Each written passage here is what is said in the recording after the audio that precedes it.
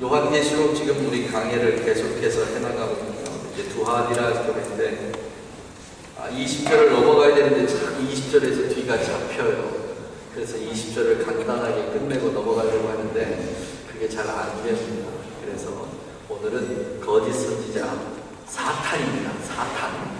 이 사탄인데 네 번째 시간인데 네 번째 시간, 그 다음 다섯 번째 시간, 여섯 번째 시간 이런 정도가 돼야 이게 좀 넘어가지지 않을까.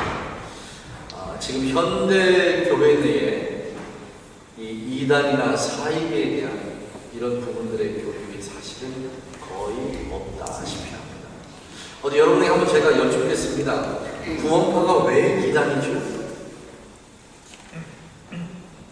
쉽게 답할 수 있는 구원파가 왜 이단입니까? 또 호주에 들어와 있습니다. 다락방이 왜 이단이죠?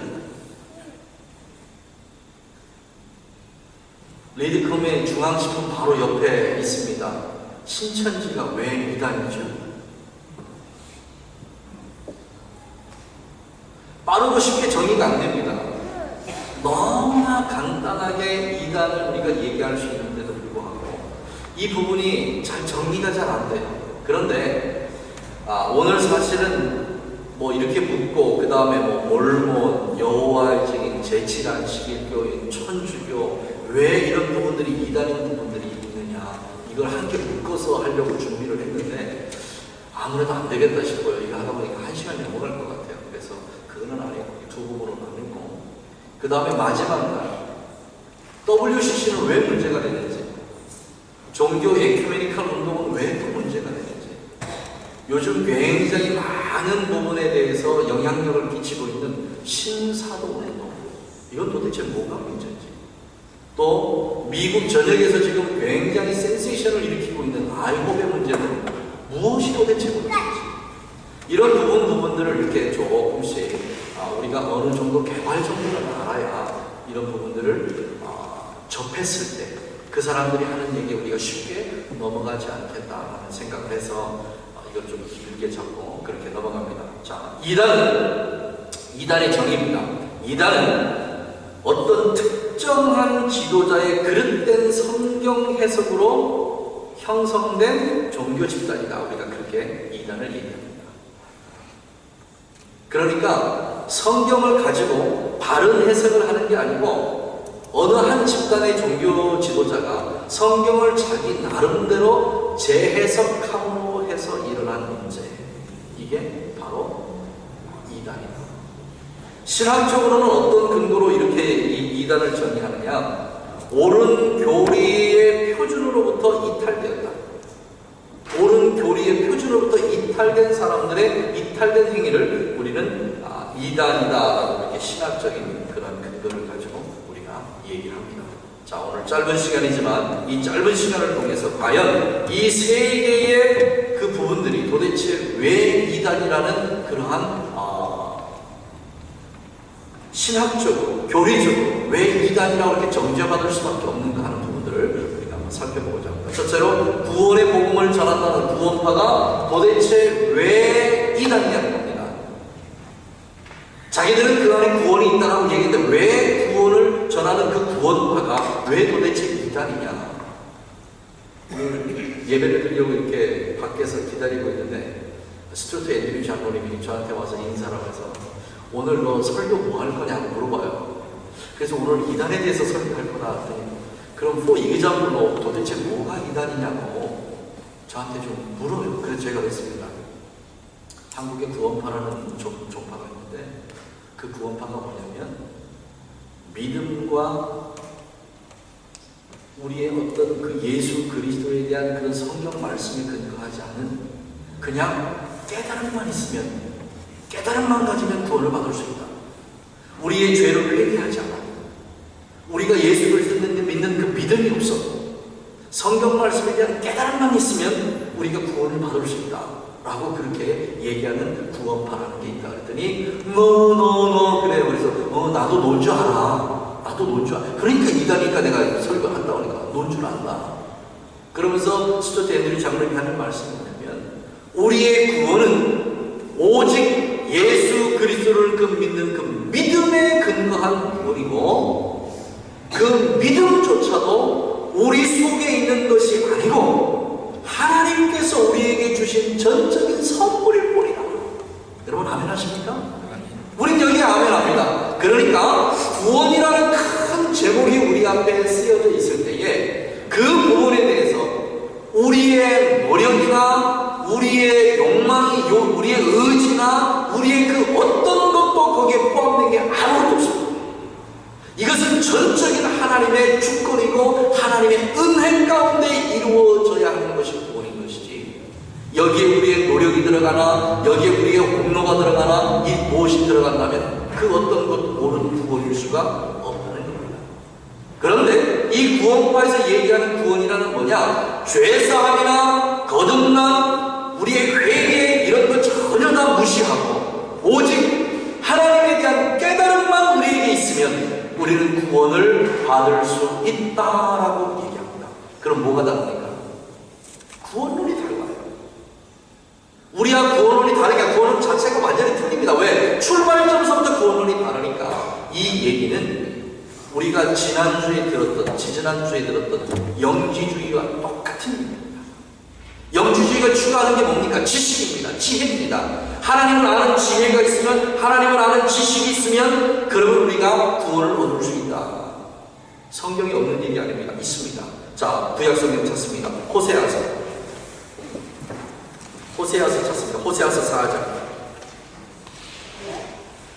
성경적인 근거를 가지고 우리가 얘기하는 게 가장 중요합니다. 무엇 때문에 이단이라고 얘기합니까? 왜 이단은 이와 같은 것을 얘기합니까? 자, 호세아서 4장 6절 말씀이 함께 있습니다. 구약성경 1259페이지입니다. 자, 읽습니다. 시작. 내 백성이 지식이 없으므로 망하는도다. 자, 내 백성이 지식이 없으므로 망하는다. 나를 아는 지식이 없으므로 망하는다. 호세아서에 분명히 얘기했습니다. 그러면 구원파가 이야기하고 있는 하나님에 대한 지식이 반드시 있어야 됩니다. 그런데 여기에서 말씀하시고 계시는 지식이 어떤 지식이냐가 중요합니다. 성경적으로 아는 것 굉장히 중요합니다. 그런데 여기서 얘기하는 지식은 구원파들이 얘기하는 그런 지식이 아닙니다. 자, 3장으로 넘어갑니다. 3장 16절부터 우리 읽어나갑니다. 여호와께서 이르시되 그날에 내가 나를 내 남편이라 일컫고 다시는 내 바알이라 일컫지 아니하리라. 내가 바알의 이름을 저희의 입에서 제하여 다시는 그 이름을 기억하여 일컬음을 얻게 하리라. 그리고 넘어가서 20절 봅니다. 진실함으로 내게 장가 들으니 내가 여호와를 알리라.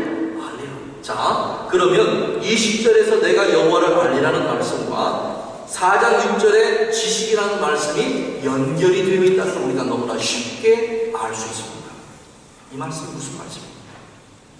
여기에서 여호와를 안다, 하나님을 아는 지식, 이 지식은 그냥 우리가 지식적으로 학문적으로 아는 게 아니고 말씀했던 것처럼 우리가 예수님의 신부가 되고 예수님께서 우리의 신랑이 되셔서 이러한 깊은 관계 속에서 서로가 서로를 이해하고 알아가는 관계를 뭐라고 얘기합니까? 지혜라고, 지식이라고, 그리고 안다라고 얘기합니다. 저 절에 있는 스님이 성경을 읽고 성경에 대한 깨달음이 왔습니다. 그분이 구원받은 사람인가요? 아닙니다. 우리가 추구하는 구원과 그들이 얘기하는 깨달음의 구원과는 엄격한 차이가 있음에도 불구하고 알아야 구원받는다, 예수님을 알아야 구원받는다는 이 지식에 묶여있는 이것 때문에 많은 사람들이 거기에 현혹되고 있는 그러한 모습을 봅니다. 또 다른 하나는 뭐라고 얘기하느냐? 영혼만 구원을 받으면 육신의 행위는 별로 그렇게 중요한 게 아니다. 왜? 육신은 어차피 악하니까. 육신은 어차피 죄에서 해결할 방법이 없으니까 우리의 영혼이 하나님 앞에 구원을 받았으면 우리의 육신의 행위는 그 무엇이라도 다 별 의미가 없다라고 그렇게 가르칩니다. 무엇과 비슷합니까? 우리가 요한계시록 처음 교회를 차릴 때 에베소 교회를 봤습니다. 에베소 교회는 뭐를 따라 했습니까? 니골라당의 행위를 따라서 했습니다. 이게 AD 100년대 일입니다. 그런데 약 200년이 지난 AD 326년쯤 가면 어느 교회가 나옵니까? 버가모 교회가 나옵니다. 이 버가모 교회는 200년이 지난 다음 이 니골라당의 행위가 뭘로 안착이 됩니까? 그들의 교리로 안착이 됩니다. 해 안에 새 것이 없습니다. 새롭게 만들어진 게 아닙니다. 그 전에 있었던 그것을 다시 재생해서 사용할 뿐인데 왜 현대 교인들이 여기에 너무 쉽게 넘어가냐는 거예요. 왜 넘어가냐는 거예요. 저희 딸 유미가 저한테 느닷없이 그럽니다. 김 목사님, 그래서 깜짝 놀라가지고, 왜? 우리 애들이 저를 부를 때 아빠 이게 아니고 김 목사님, 목사님 이럴 때는 이게 제가 긴장이 돼. 뭔가 특별한 게 있으니까. 저한테 김 목사님, 왜 그래? 뭐 때문에 그래? 그랬더니 참 용기가 가상하십니다. 무슨 말이야 또? 무슨 말을 하고 싶어서 저 말을 하는가 궁금해가지고 왜? 그랬더니 참 요한계시록을 다 설교를 하고, 여러분 목사가 요한계시록을 설교를 하는 게 참 가상한 일이 되고요, 참 대단한 일이 되어버렸습니다. 무엇 때문에? 왜 그런 일이 생겼습니까? 사단의 권세가 요한계시록을 설교하는 걸 막아요. 왜요? 마지막에 되어질 일들이 굉장히 가깝게 우리에게 와 있는데, 성도들이 마지막 때에 어떤 일이 우리에게 어떻게 일어날 것을 알아야 되는데, 깨달아야 되는데, 이것을 우리가 느껴야 되는데, 이것을 사단이 하지 못하게 자꾸 막습니다. 누군가가 요한계시록을 강해를 한다고 그러면요, 교인들이 이제는 이상한 눈으로 쳐다봅니다. 저거를 다 믿어야 되나? 저거를 고지국대로 다 그냥 우리가 받아들여야 되나? 이런 시대가 바로 요한계시록 시대입니다. 자꾸 이걸 막고 못하게 해요. 왜 못하게 합니까? 바로 이런 것들 때문에 그렇습니다.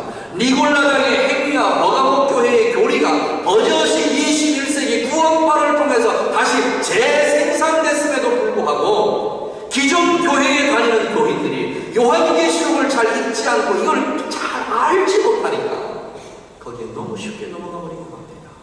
사랑하시는 우리 가족 여러분, 우리의 구원은 오직 살아계신 하나님입니다. 오직 살아계신 예수 그리스도입니다. 예수 그리스도의 십자가가 없었다면 우리의 구원은 그 어떤 걸로도 이루어질 수 없습니다. 예수 그리스도가 십자가 위에서 우리의 죄 때문에 피 흘려 죽으셨다는 이 평범한 진리를 우리가 아멘하고 믿는 그 순간 하나님께서 우리에게 구원의 큰 선물을 허락해 주실 줄 믿습니다. 얼마나 간단합니까? 이거를 수학 공식적으로 풀어낼까요? 풀 수 없습니다. 이 간단한 진리 안에서 우리가 예수 그리스도의 은혜 가운데 오늘 이 자리에 앉아있다는 것이 얼마나 복된지 다시 한번 하나님 앞에 감사하는 여러분 되시기를 예수님 이름으로 간절히 축원합니다. 그 다음에 두 번째로, 다락방은 도대체 왜 이단인가? 다락방에 왜 그렇게 사람들이 많이 몰리는가? 그 이유가 뭔가? 젊은이들이 왜 다락방에 그렇게 빠져 있는가? PC방이 아닙니다. 다락방입니다. 왜 그곳에 그렇게 빠져 있는가? 다락방에서 주장하고 있는 것 중에 하나가 렘넌트라는 게 있습니다. 렘넌트라는 게 뭐냐면, 하나님께서 이스라엘 백성들이 그 죄악 때문에 전체를 다 멸망시키실 때 그래도 그 안에서 특별하게 은혜를 베풀어서 살아남는 자, 남는 자를 이스라엘에 두셨는데, 그 남은 자들을 얘기할 때 람넨트라고 얘기합니다. 다음 세대를 위해서 준비된 사람들, 새롭게 하나님께서 이스라엘을 부흥하고 새롭게 일으키실 때에 그 일으킴의 주도적인 역할을 해야 할 사람들, 이거를 16세에서 한 35세까지의 젊은이들을 일컫는 게 람넨트라는 단어입니다. 이거를 다락방에서 사용합니다. 하나님께서 너희들을 위해 너희들을 준비해 놓으시고 다음 세대를 위해서 준비해 놨다. 여러분, 얼마나 가슴 뛰는 일입니까? 너무나 가슴 뛰는 일. 이런 큰 사명을 우리에게 맡겨주셨다. 자, 그런데 이 다락방에서는 도대체 무엇이 문제냐, 왜 이것이 문제가 되느냐, 한 몇 가지를 우리가 한번 살펴보면, 첫째로 사단의 배상설입니다. 이 사단의 배상설은 뭐냐면 예수 그리스도가 십자가에 못 박혀 죽으신 것은 사단의 권세로부터 죄를 지을 수밖에 없던 그 사단의 꾀임에 빠져서 죄에 빠져서 죽을 수밖에 없는 우리 인생들을 위해서 예수님께서 십자가에 죽으심은 사단들에게 우리 죄의 대가를 배상하는 일이었다라고 그렇게 얘기합니다. 어때요? 언뜻 보면 비슷하지 않습니까? 예수님께서 우리를 위해서 십자가에서 돌아가셨습니다. 무엇 때문에 돌아가셨죠? 결론적으로 우리의 죄 때문에 돌아가신 거예요. 우리의 죄의 문제를 해결해 주시러 돌아가죠. 자, 이 죄의 문제는 어디서부터 생성이 됐나요? 악한 마귀 사단으로부터 생성이 됐습니다. 이 죄를 사단이 붙잡고 있으니까 그럼 이 죄 때문에 죽을 수밖에 없는 인생들, 그 인생들을 위해서 예수님께서 십자가에 죽으심으로 해서 사단으로부터 뭐를? 죄에 대한 그 대가를 지불을 하시고 누구에게? 사단에게 죄의 값을 지불을 하시고 우리를 그 죄 가운데서 뭐 하신 거예요? 구원하신 겁니다. 언뜻 보면 이해가 되는 말 같아요. 맞는 말 같아요. 그런데 뭐가 문제입니까? 사단과 하나님을 동격으로 놓고 하는 얘기입니다. 예수님은 우리의 죄 때문에 이 땅에 와서 죽으신 걸 확신하십니다. 그럼 이 죄의 문제를 해결할 수 있는 사람은 누굽니까? 사단이 아닙니다. 누구지요? 오직 살아계신 하나님 한 분밖에 계시지 않습니다. 이 죄의 문제를 해결할 수 있는 방법이 있어야 되는데 어떻게 이 죄 문제를 도대체 해결할 것인가? 이 해결할 수 있는 방법이 도대체 어떤 것일까? 하나님의 방법은 하나밖에 없습니다. 예수 그리스도가 이 땅에 오셔서 우리의 죄 때문에 십자가에 못 박혀 죽으심으로 그 죄의 대가를 대신 지불해 주시는 것 누구에게? 하나님께입니다. 사단에게 그 죄값을 지불하는 게 아니고 하나님 앞에 그 죄값을 지불함으로 말미암아 우리로 하여금 하나님의 진노에서 하나님의 분노에서 벗어나게 해 주신 것, 이것이 십자가의 귀한 은혜입니다. 영원히 멸망할 수밖에 없는 우리들을 예수님께서 십자가에 못 박혀 죽으심으로 말미암아 하나님의 진노로부터 하나님의 심판으로부터 우리를 구원해 주신 그 십자가의 사건이 바로 이 사건입니다. 예수님께서 십자가에서 죽으심으로 사단에게 죄값을 지불한 일이 아니라는 겁니다. 그럼에도 불구하고 이 일을 얘기하는데 마귀들, 그래서 요한일서 3장 8절에 뭐라고 했냐? 죄를 짓는 자마다 마귀에게 속하나니 마귀는 처음부터 범죄함이라. 하나님의 아들이 나타나시면 마귀를 멸하기 위해서 나타나신 거라고 했습니다.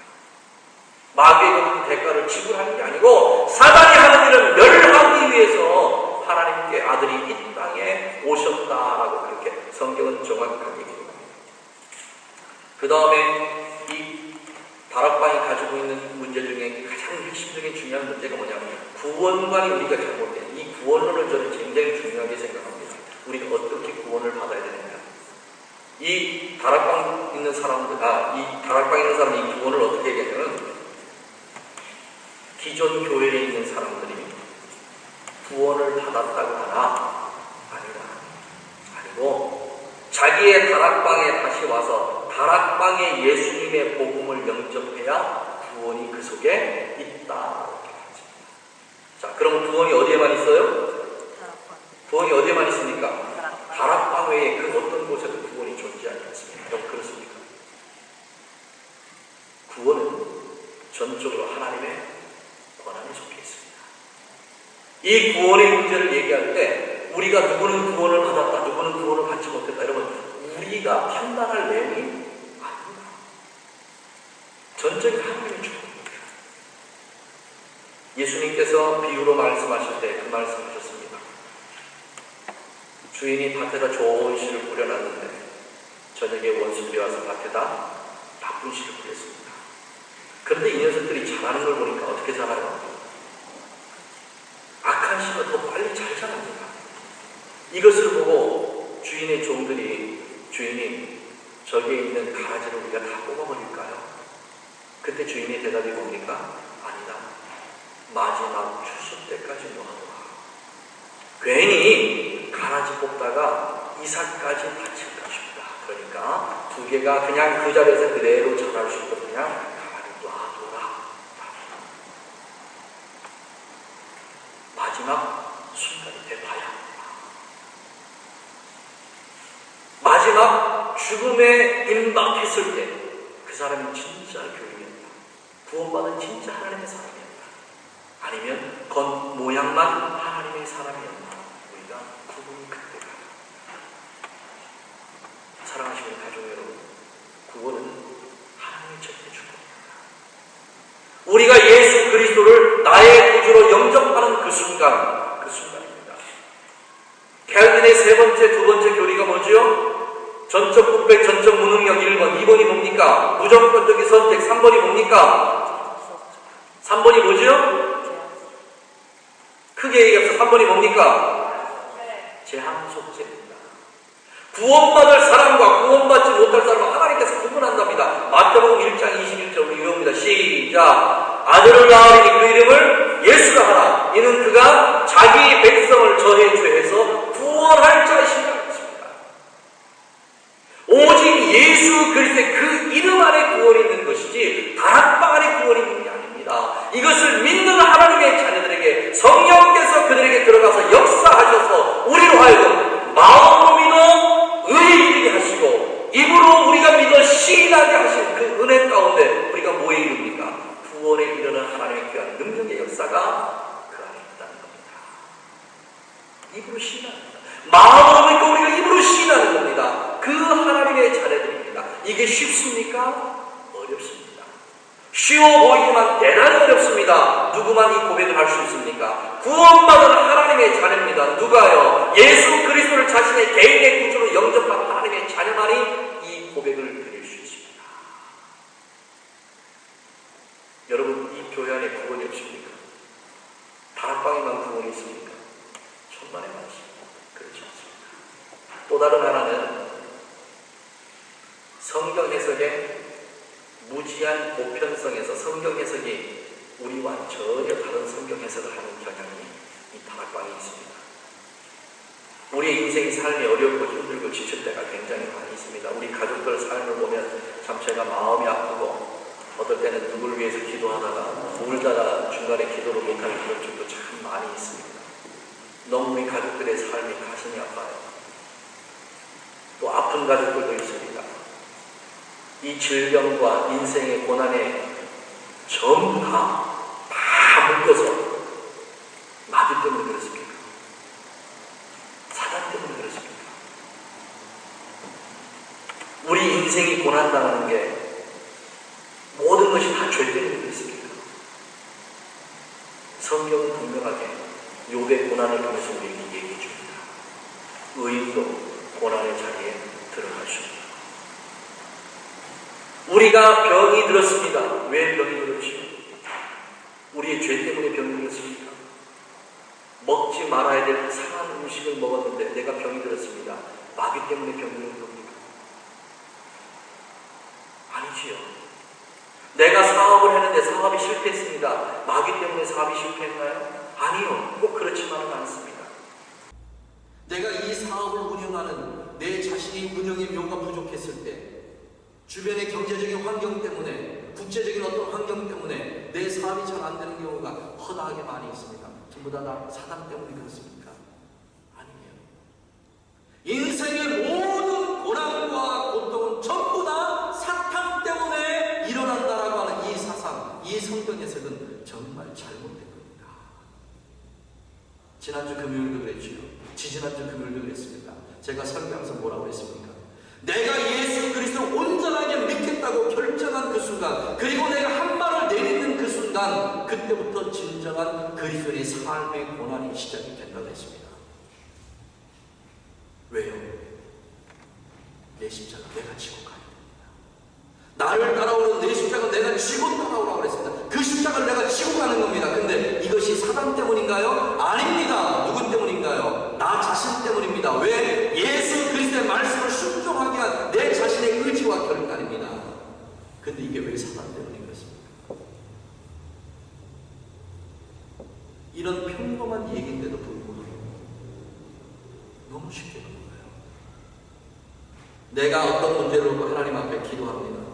그런데 이 기도가 3일 안에 응답되지 않으면 그 사람은 구원받지 못한 증거다라고 얘기합니다. 그렇습니까? 제 아내는 당신의 언니를 위해서, 언니의 구원을 위해서 10년을 넘게 기도했습니다. 그리고 마침내 그 언니가 교회에 나가서 최근에 이제 집사, 집부부를 하고 그 가족 전체가 얼마나 신앙생활 잘하는지 모릅니다. 10년이 넘게 기도해서 그러면 10년이 넘도록 구원받지 못한 사람인가요?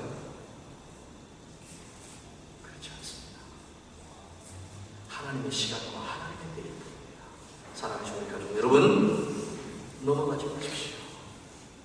현혹되지 마십시오. 너무나 평범한 그 진리가 우리에게 있는데 그거를 마다하지 말고 넘어가지 않기를 간절히 소망합니다. 그 다음에 세 번째, 신천지입니다. 신천지가 도대체 왜 이단이냐? 신천지를 금방 보면 이단인 걸 압니다. 첫째로 왜 이단인 걸 아냐? 자기의 교주인 이만희 씨가 신격화되어 있습니다. 너무 쉬워요. 이만희 말고는 없습니다. 이만희의 말씀으로 살아야 구원이 있고, 이만희를 찬양해야 구원이 있고, 이만희를 찬양해야 축복이 있고, 예수님의 이름 대신에 신천지의 교주인 이만희가 거기에 다 들어갑니다. 너무나 쉬워요. 너무나 쉬워. 이 쉬운데도 불구하고 도대체 왜 거기에 넘어가는지 잘 이해가 잘 안 됩니다. 이단들의 가장 근본적인 겁니다. 이단들. 이만희만이 성경을 온전히 해석할 수 있는 유일한 사람입니다. 왜요? 이만희 씨가 하나님으로부터 직통 계시자라는 거예요. 다른 사람이 성경을 해석하는 것은 전혀 아니고 이만희 씨가 성경을 해석해야 그게 진짜 해석이라는 거예요. 왜요? 이만희 씨는 하나님과 직통으로 만나는 직통 계시자니까 그가 보혜사입니다. 이해가 되십니까? 그가 보혜사이기 때문에 그게 성경 해석이 진짜 해석이라는 거예요. 그 외에 다른 해석은 성경 해석이 아니라는 겁니다. 이 신천지 얘기를 따지면 제가 오늘 설교하고 있는 이 설교도 진짜가 아니라는 가짜라는 거예요. 왜? 이만희가 설교한 내용이 아니니까. 그래서 신천지에 있는 사람들은 이만희가 설교했던 그 내용을 가지고 그냥 그대로 설교합니다. 이만희가 가지고 있는 교리 자체가 없었습니다. 57년도에 박태선의 전도관이 들어갔지요. 68년도에 유재열의 장막성전이 들어갔지요. 78년도에 재창조교회 그 들어가 있지요. 그 세 교회의 공통 특징이 뭐냐? 교주 모두가 다 자칭 구세주라고. 내가 구원을 줄 수 있는 유일한 구원자. 이렇게 쉬운데도 거기에 넘어갑니다. 이렇게 쉬운데도. 그런데 정말 웃기는 일은 어디에 있냐면 바로 여기에 있습니다. 예수님께서 앞으로 이 땅에 재림하시는데 이 재림하시는 장소가 어디냐? 청계산입니다. 청계산. 그게 왜 청계산인지 아십니까? 푸른 청자, 푸른 청자, 시내 개자, 맷산자, 그게 청계산이에요. 푸른 시내가 있는 산이 청계산이에요. 모세가 십계명 받은 데는 어디입니까? 모세가 십계명 받은 산이 어디예요? 그래서 청계산이에요. 이해가 돼요? 그 신의 계자하고 이 신의 산이 같은 의미입니까? 그런데도 믿어요. 그런데도 청계산으로 예수님이 재림하신다니까 그게 왜 재림합니까? 이 시내와 이 시내잖아, 같잖아. 그러니까 예수님 여기 재림해. 이런데도 할렐루야 아멘하고 믿어요. 참 대단한 분이에요. 거짓된 교리를 갖다 주면 믿는데 진실된 교리를 갖다 주면 왜 의심하냐고 도대체. 너무나도 의미합니다. 신천지 사람들이 왜 그렇게 전도에 열심하는지 아십니까? 왜 이렇게 목매달아서 전도에 열심하느냐? 이유는 바로 여기입니다. 사실은 1987년도에 이 신천지에서 마지막 이 세상이 종말이다라고 종말의 마지막 때를 예언을 한 적이 있습니다. 예언을 한 적이 있어요. 근데 지금 와서 그걸 번복해버렸습니다. 아니라고. 잘못된 거라고. 그런 말 한 적 없다고. 우리가 이제 계시록주 공부하다 보면 그 말씀 나옵니다. 14만 4천이라는 숫자가 나옵니다. 지금 신천지 2011년도 계산으로 신천지의 거기에 지금 가고 있는 사람 몇 명 된다? 한 6만 명 정도 된다고 해요. 그러면 14만 4천을 채워야 됩니다. 14만 4천이 채워지는 그날 이 세상이 마지막 종말이 되니까, 그러니까 열심히 전도하는 겁니다. 왜? 지금 6만 명밖에 안 됐어. 그러면 지금 현재 신천지에 들어가는 자 뭐 받아요? 다 구원받아. 그 나머지 몇 명을 채워야 됩니까? 14만 4천 그 나머지 숫자를 채워서 이 세상의 마지막 종말을 봐야 되니까, 그래서 전도에 열심하는 겁니다. 다 이유가 있어요. 그런데 성경 어디에 14만 4천 채우면 마지막에 종말이 온다고 써 있습니까? 아무튼 신천지에 들어가기만 하면 젊은이들이 학교를 그만둬요. 집에서 나와요. 부부는 이혼을 해요. 가정이 파괴가 돼요. 이게 바른 교리예요. 바른 생각을 가지고 살아가는 사람들이 아니라는 겁니다. 그렇지 않아요. 자, 여기까지만 해도 왜 신천지가 이단인지 너무 쉽게 우리가 구분할 수 있습니다. 신천지가 무엇 때문에 이단인지, 그 사람들이 얘기하는 그 하나님의 말씀과 우리가 얘기하는 하나님의 말씀이 왜 벌써부터 처음부터 다른지 우리는 쉽게 이해가 됩니다. 그렇다면 이제 우리가 교회 안에서 이단을 방지할 수 있는 방지책이 도대체 뭐가 있을까? 신천지나 다락방이나 구원파나 기존 교회에 다니는 사람들 중에 꼭 찾아다니는 사람이 있습니다. 누구 찾아다니는지 아십니까? 교회 목사 험담하고 다니는 사람, 교회에 불만 품고 있는 사람, 이 사람들 찾아다닙니다. 이 두 부류 찾아다니면서 지금까지 교회에 뭐가 잘못됐는지, 목사가 뭐를 잘못했는지 이 사람들을 부추겨요. 그리고 나서 그 교회를 갈라놓기 시작합니다. 그리고 은연중에 자기 신천지 사람들을 교회 안에 데리고 들어가요.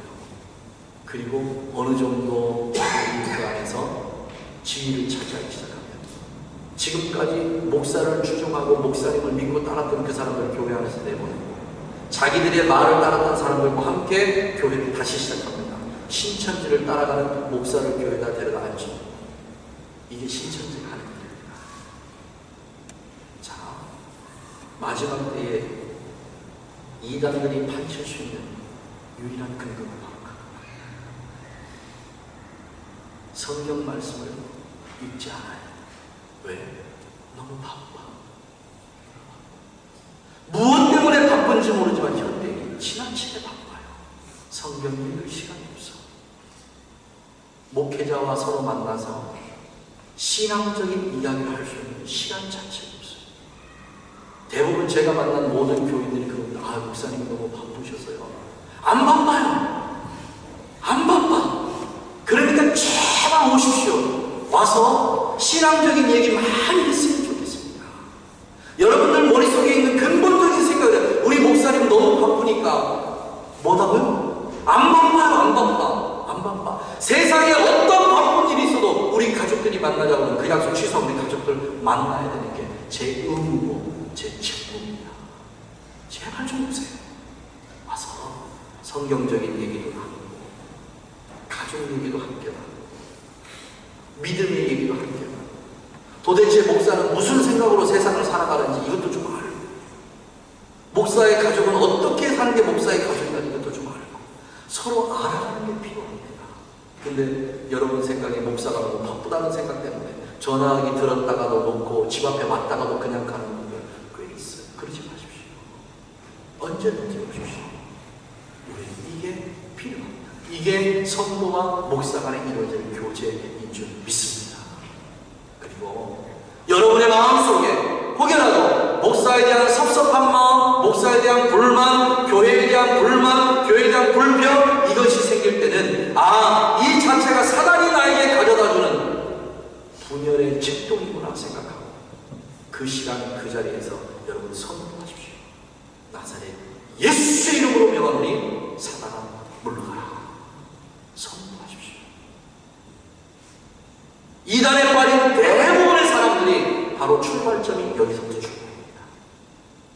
사랑하는 가족 여러분, 부탁합니다. 목사도 사람입니다. 실수할 수 있습니다. 때로는 여러 가지 일 때문에 고민할 때도 있습니다. 여러분과 성적이 똑같습니다. 교회 안에 직임이 다를 뿐입니다. 혹시 부족한 모습, 모자란 모습, 실수한 모습이 보이면 저한테 오세요. 목사님, 그 모습 때문에 제가 실족할까 싶습니다. 저한테 말씀하세요. 그러면 여러분 제가 고치려고 노력하지 않겠습니까? 고치려고 힘쓰지 않겠습니까? 이것이 성도 간의 바른 교제인 줄 믿습니다. 그냥 마음에 담고 혼자 끙끙 앓지 마시고 서로 함께 그리스도 안에서 말씀으로 사랑으로 세워져 나가는 아름다운 교회가 되기를 예수님의 이름으로 간절히 축원합니다. 기도하겠습니다. 살아계신 우리 아버지 하나님 감사합니다. 하나님의 존귀하신 은혜와 그 능력이 이 교회 안에 풍성하게 흐르고 있는 것을 저희들이 봅니다. 살아계신 하나님, 이 교회가 세상의 권세들에 의하여 흔들리지 않도록 말씀 안에 바로 서게 하시고 믿음 안에 바로 서서 오직 살아계신 여호와 하나님, 그 하나님만을 붙잡고 그렇게 나아가는 복된 하나님의 교회가 되게 하여 주시옵소서. 혹여라도 우리의 마음속에 잘못된 생각이 있었다면 오늘 이 시간을 통하여 그 모든 분들이 다 나사렛 예수 이름으로 물러가게 하시고 하나님께서 주시는 선하고 아름답고 복된 귀한 생각만 우리의 삶에 넘쳐나도록 하나님 역사하여 주시옵소서. 예수님의 이름으로 기도하옵나이다.